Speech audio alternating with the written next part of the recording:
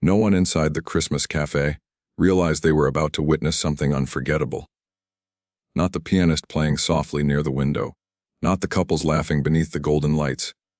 Not even the manager who believed he controlled everything inside those walls. The cafe was warm, glowing with holiday decorations. Snow pressed gently against the glass windows outside, while inside the smell of cinnamon, roasted coffee beans, and baked pastries filled the air.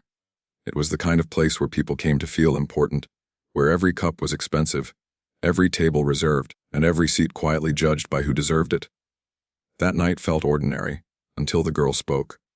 She stood near the edge of the room, small and nervous, holding a paper cup with both hands as if warmth were the only thing keeping her steady. Her jacket was thin. Her shoes were damp from melted snow. A few strands of hair stuck to her cheeks from the cold outside. Her voice barely rose above the music. Excuse me. No one answered. She took one hesitant step forward and pointed toward an empty chair near the window. A table decorated with candles and wrapped gifts, clearly meant for the cafe's wealthiest guests. She swallowed. "Is this seat only for the rich?" The words landed wrong. A few people chuckled softly. Someone whispered. A woman near the counter rolled her eyes. The pianist missed a note. The manager turned slowly, irritation already written across his face. "This is a premium area," he said sharply. "You can't sit there." The girl nodded quickly. "I won't touch anything," she said. "I just wanted to sit for a minute." The room grew uncomfortable. Some customers avoided eye contact. Others stared openly. A man near the bar smirked and muttered, "Unbelievable." The manager stepped closer, lowering his voice but not enough. "This place isn't a shelter," he said. "If you're not buying, you shouldn't be here." The girl's fingers tightened around her cup. Steam drifted upward, hiding the shine in her eyes. No one spoke, no one intervened. And then a chair scraped gently against the floor. Not loud, not aggressive. But somehow, the entire cafe felt it. A man near the corner table stood up slowly. He wasn't dressed like a celebrity. No spotlight followed him.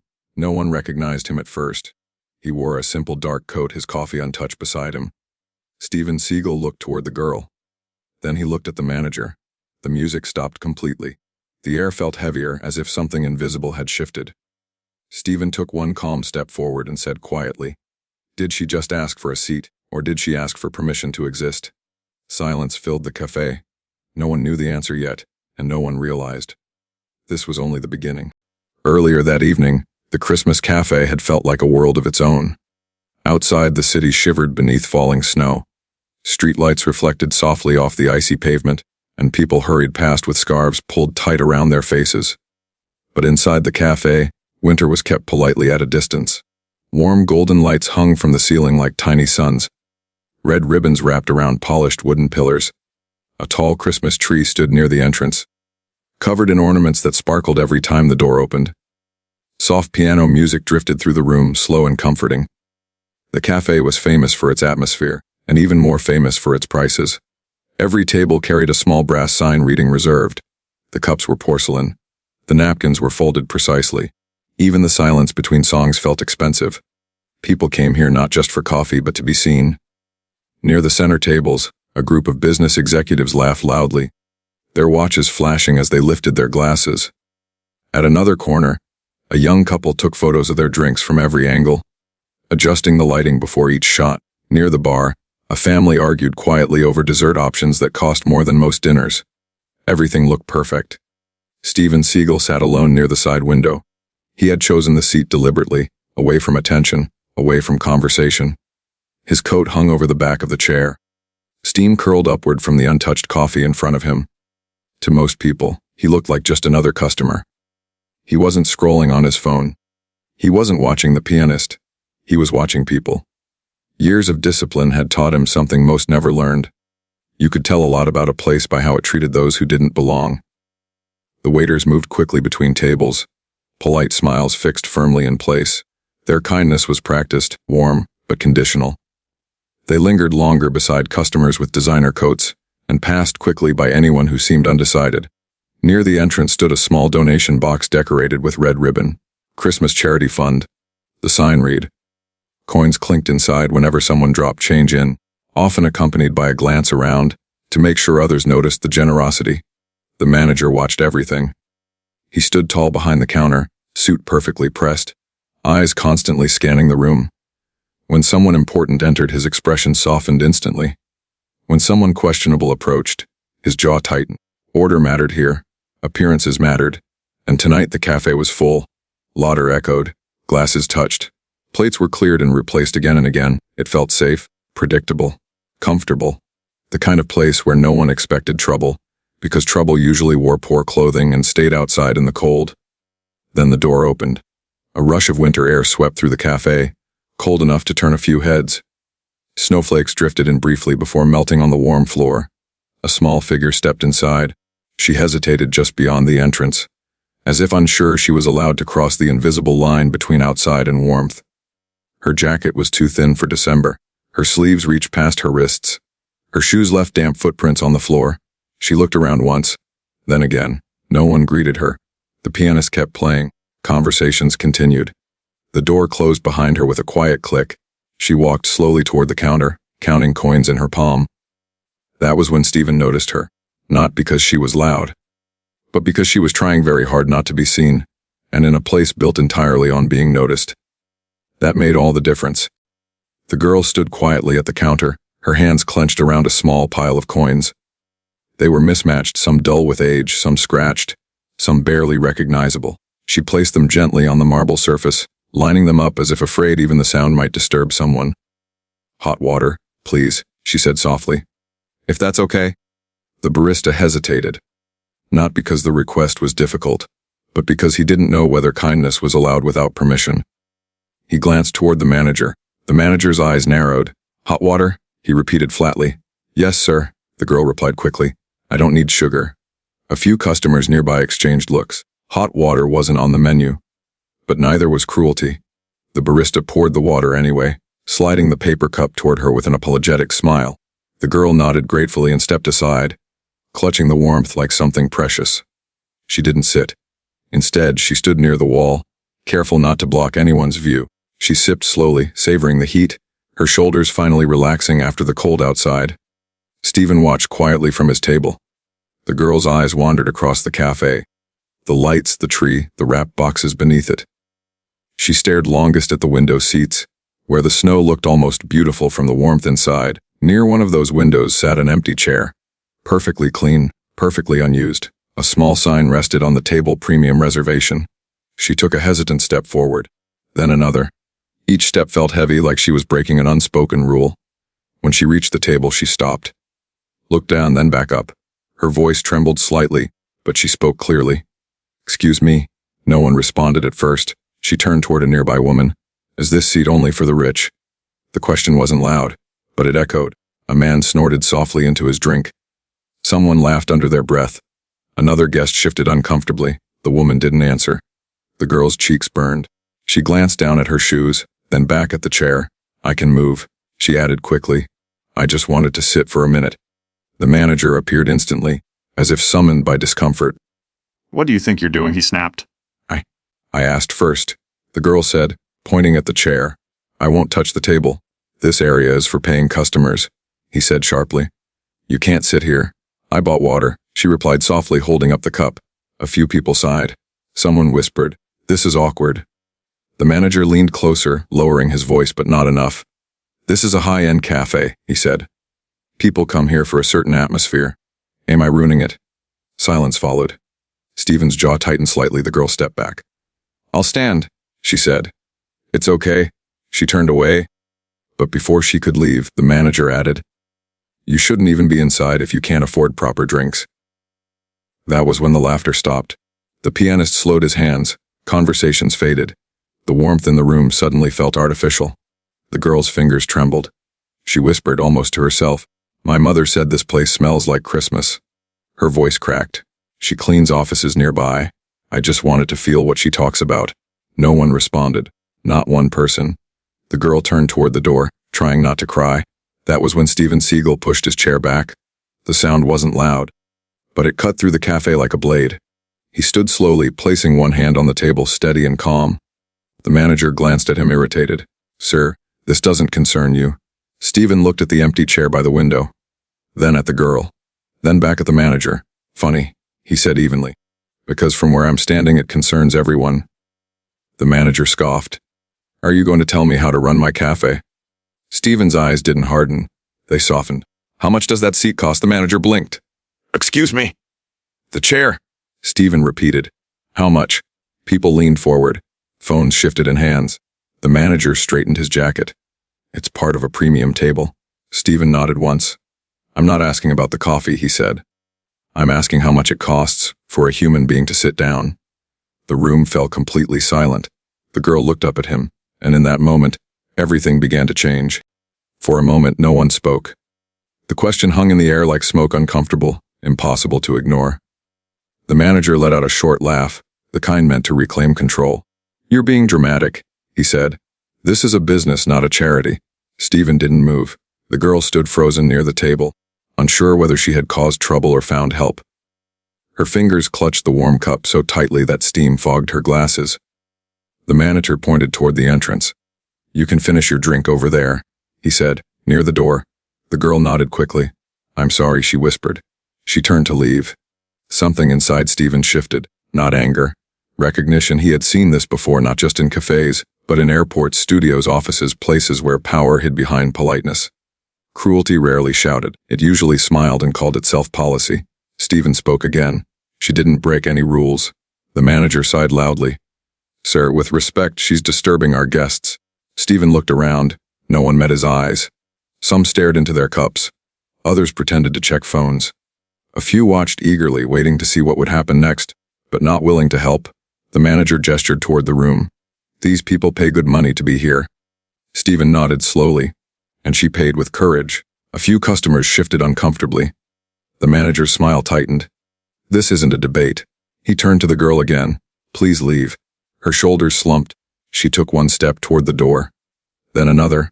Each step felt heavier than the last. Steven watched her past the Christmas tree, the same tree surrounded by wrapped gifts, glowing lights and a sign that read Season of Giving. The irony tasted bitter. Inside him, two instincts collided. One urged restraint. The other reminded him that silence teaches cruelty, that it is acceptable. He had spent a lifetime learning control, how to remain calm when power was available, how to choose restraint over reaction. But control didn't mean doing nothing. It meant acting without ego. Wait, Steven said. The girl stopped. The manager turned sharply. Sir, I'm asking you to let this go. Steven stepped closer to the empty chair by the window. He placed his hand on its back. Who decides who belongs here? He asked. The manager crossed his arms. People who can afford it. Steven nodded thoughtfully. And if someone can't, then they don't? The manager replied without hesitation. A murmur rippled through the cafe. Steven looked down at the girl. How long were you outside before you came in? He asked gently. She hesitated. Almost an hour. Why didn't you leave? She shrugged. It was warm inside. A pause. My mom says warm places make people kinder. That sentence hit harder than shouting ever could. Steven closed his eyes briefly. Around them, the cafe waited, curious, tense, divided. The manager scoffed. This is ridiculous. He leaned closer to Steven. You're embarrassing my business. Steven met his gaze calmly. No, he said. You're doing that yourself. The manager's face reddened. This conversation is over, he snapped. Either you sit down or I'll ask security to escort both of you out. The word security changed the atmosphere. The girl's breath caught. She stepped back instinctively, ready to disappear again. Steven felt the weight of the moment settle on his shoulders. If he walked away, nothing would change. The girl would leave believing she didn't belong anywhere warm. The cafe would return to comfort. And cruelty would learn it could win quietly. He reached into his coat pocket. The manager smirked slightly, assuming victory. Steven pulled out his card, not dramatically, not proudly, and placed it gently on the table. I'll pay, he said, for whatever makes you feel comfortable. The manager raised an eyebrow. For her drink. Steven shook his head. For the table. A few gasps echoed. The manager hesitated. That's not how this works. Steven's voice remained steady. Then explain it to me, he said. Because from where I stand, you're selling coffee, not humanity. Silence flooded the room again. The girl stared at the card, eyes wide. And for the first time that night, the manager wasn't sure who actually held the power. The manager stared at the card on the table as if it were an insult. You can't just buy a table, he said. Steven didn't raise his voice, didn't argue. Then don't sell it, he replied calmly. But stop pretending this is about rules. The room felt tighter, as if the walls had leaned inward to listen. The manager straightened his jacket again, forcing a practiced smile. Sir, this establishment has standards. Steven nodded slowly. So do I. He slid the card an inch forward. How much does your comfort cost tonight? Whispers spread through the cafe. People who had been silent now leaned closer. Phones emerged, not to shame the girl, but to capture something they could feel was about to happen. The manager hesitated.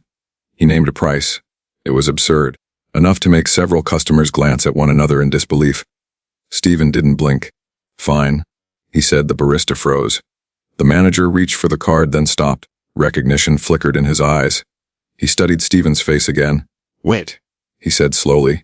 You're? Steven lifted a finger gently. Tonight, he said. I'm just a man buying coffee. The manager swallowed. His tone changed instantly. I didn't realize, he said quickly. Of course, sir. Please have a seat. Anything you want is on us. The shift was immediate. Too immediate, the cafe noticed. Steven looked at him evenly. No, he said. Now it's not on you. He turned toward the girl. Would you like to sit here? Her eyes widened. Me? Yes, he said softly. She looked around nervously. I don't want trouble. Steven smiled gently. You're not the one causing it. He pulled the chair back for her. The same chair she had been told she didn't belong in. The same chair that moments earlier had been only for the rich. She hesitated, then sat. The cafe went silent. No applause, no laughter, just awareness. Steven took the opposite seat. Hot chocolate, he told the barista. With marshmallows. A few people smiled despite themselves. The manager laughed awkwardly. Of course. And anything else? Steven looked around the room. Actually, he said, yes. He stood up slightly so everyone could hear. How many of you were uncomfortable a few minutes ago? Several people shifted. How many of you wanted to say something but didn't? Eyes dropped. No one answered. Steven nodded. That's how these moments survive, he said. Not through cruelty, but through silence. Let me ask you, would you have spoken up, or waited like everyone else? The barista returned with the hot chocolate, steam rising gently. The girl wrapped her hands around the cup, smiling for the first time that night. The manager attempted another apology. I'm truly sorry, he said. We didn't know who you were. Steven's gaze hardened, not with anger, but disappointment. That's the problem, he replied. He gestured toward the girl. You didn't know who she was either. The words landed heavy. A woman near the window wiped her eyes. A man near the bar shifted uncomfortably. Steven reached into his pocket again and pulled out cash. He walked toward the donation box near the entrance, the one decorated with red ribbon and holiday lights. He opened it. Coins spilled softly inside. Small ones, worn ones. The girl's coins. She stared. I put them there, she said quietly. Every week. The room turned toward her. I only had a little, she added, but I wanted someone to have Christmas. No one spoke. Steven placed the cash gently inside the box, then turned to the cafe. She gave what she had, he said. And tonight, some of you gave nothing, but judgment. The manager looked down. Steven returned to the table and sat. For the record, he said calmly, this seat isn't for the rich. He glanced at the girl. It's for the human. Outside, snow continued to fall. Inside, something far colder had finally melted, and no one realized yet. The biggest twist was still coming. Let me ask you something. If you were sitting there, would you have spoken up, or stayed silent like everyone else? For a while, no one spoke. The cafe, once loud with music and conversation, now breathed softly, cups resting untouched, spoons still. Lights glowing quietly above heads filled with thought. The girl sat at the premium table, hands wrapped around the hot chocolate, afraid to move as if the moment might disappear if she did. Steven watched her carefully. Not like a hero watching a victim, but like a teacher listening for a truth. He asked gently. She hesitated. Lena? That's a nice name, he said. Do you come here often, Lena? She shook her head quickly. No, only when it's very cold. A pause. And when I have coins. The honesty cut through the room. Steven nodded. Where's your mother tonight? Ate work, Lena replied. She cleans offices after people go home. She took a sip of the hot chocolate and smiled faintly. She says the city looks nicer at night. Fewer people judging. Some guests shifted uncomfortably. Steven glanced at the donation box again. How long have you been putting money in there? He asked. Lena looked down. Since the lights went up. This year. She nodded. Why? She shrugged shyly. Because Christmas is forgiving, a woman near the window whispered. My God, Lena continued, unaware of the impact of her words. Sometimes I only have enough for bread, so I save the smallest coins. My mom doesn't know. Steven leaned back slowly. The room felt heavier, not with tension, but with realization. He had seen wealthy people give checks without blinking. But generosity that cost something that was rare.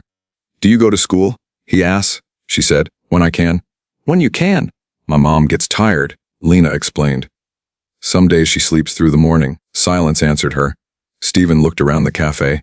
Designer coats, gold watches, phones more expensive than her monthly food. He stood up, not suddenly, carefully. He walked to the donation box again and turned it upside down onto the counter. Coins scattered across the marble surface. Tiny, imperfect, honest. "These," he said quietly, "are worth more than everything we've ordered tonight." No one argued. The manager stared at the coins as if seeing them for the first time. Steven turned to him. "You asked her to leave because she couldn't afford your menu." He picked up a single coin. "But she's been paying with something far more valuable." The manager opened his mouth. Nothing came out. Steven knelt slightly so he was eye level with Lena. "Do you know why I sat here tonight?" he asked. She shook her head. "Because I wanted coffee?" He smiled. "But I stayed because I wanted to see who people become when kindness is inconvenient." She frowned gently. "Did they pass?" Steven glanced around the room. Some faces were wet with tears. Others filled with shame. "Some did," he said. "Some are still learning." He reached into his coat and pulled out an envelope. He placed it gently on the table beside her cup. "What's that?" Lena asked. "Not charity," he replied. "Opportunity." Inside was enough for a groceries, a warm clothes, a school supplies, and a proper winter coat. But he didn't say the amount. "Because dignity doesn't need numbers." "I can't take that," she whispered. "You can," he said softly. "Because one day you'll give it forward." Lena's eyes filled with tears. "I will," she promised. Steven smiled. The manager approached slowly. "I was wrong," he said quietly. "About everything." Steven nodded once. "Then change it." The manager turned to the staff. "From now on," he announced, "no one is turned away for ordering less." The cafe murmured. Steven picked up his coat. As he walked toward the door, snow visible through the glass, Lena called out. He turned. "Thank you for letting me sit." Steven smiled gently. "No," he said. "Thank you for reminding everyone why seats exist." As the door opened, cold air rushed in once more. But this time, no one felt it. The door closed softly behind Steven Seagal. For a few seconds, no one inside the Christmas Café moved. Snow continued to fall outside the windows, drifting quietly beneath the streetlights. The piano began again, slower this time, softer, like it understood something had changed. Lena remained seated by the window, the warm cup still between her hands. The chair that moments ago had been only for the rich, now felt like the safest place in the room. Customers slowly returned to their conversations, but not the same ones they'd been having before. Voices were lower, louder, gentler, eyes more thoughtful. A woman from the center table approached Lena with a small smile. "Would you like a cookie?" she asked. Lena hesitated, then nodded. Another man added a scarf to the table. Someone else paid for a meal they hadn't ordered. Not loudly, not for attention, just quietly. The manager stood behind the counter, watching it all unfold. For the first time that night, he wasn't managing appearances, he was witnessing humanity. He removed the premium reservation sign from the table and placed it beneath the counter. It was never seen again. When the cafe finally began to empty, Lena prepared to leave. The manager walked her to the door himself and handed her a small paper bag filled with pastries. "For your mother," he said. She smiled. "Thank you." As she stepped outside, the cold returned, but it didn't feel as sharp. Because warmth, she had learned, doesn't always come from heaters or lights. Sometimes it comes from being seen. The next morning, a short video of the incident began circulating online. Not because of shouting, not because of a fight, not because of fame, but because of silence. People shared it not for drama, but for the moment when kindness replaced comfort. Comments flooded in. "This made me cry. I needed this reminder. I never realized how easily we ignore people." The cafe didn't go viral for its coffee. It went viral for a question. Is this seat only for the rich? That question echoed far beyond those walls into offices, trains, schools, and streets around the world. Because the truth is, most doors aren't locked, they're guarded by judgment. Most people aren't excluded by rules, they're excluded by silence. That night didn't prove that Steven Seagal was powerful. It proved something far more important. Power doesn't come from status. It comes from choosing compassion when it costs nothing and everything. Lena would grow up remembering one Christmas more clearly than any gift. not because someone gave her money, but because someone gave her dignity, and everyone else in that cafe walked out with something too. A reminder that kindness doesn't require permission, that seat's warmth, and respect were never meant to be luxury items, and that the strongest people in any room are not the loudest. They're the ones who notice who's standing alone. Fiel mas at audi nce. More meaningful stories like this are coming very soon. If this story touched you, tell us in the comments. Which moment stayed with you the most? The question she asked, the donation box reveal, or the seat by the window? Your feedback helps us create even better stories in future episodes. And if you believe dignity should never have a pricey, share this story so no one ever has to ask that question again.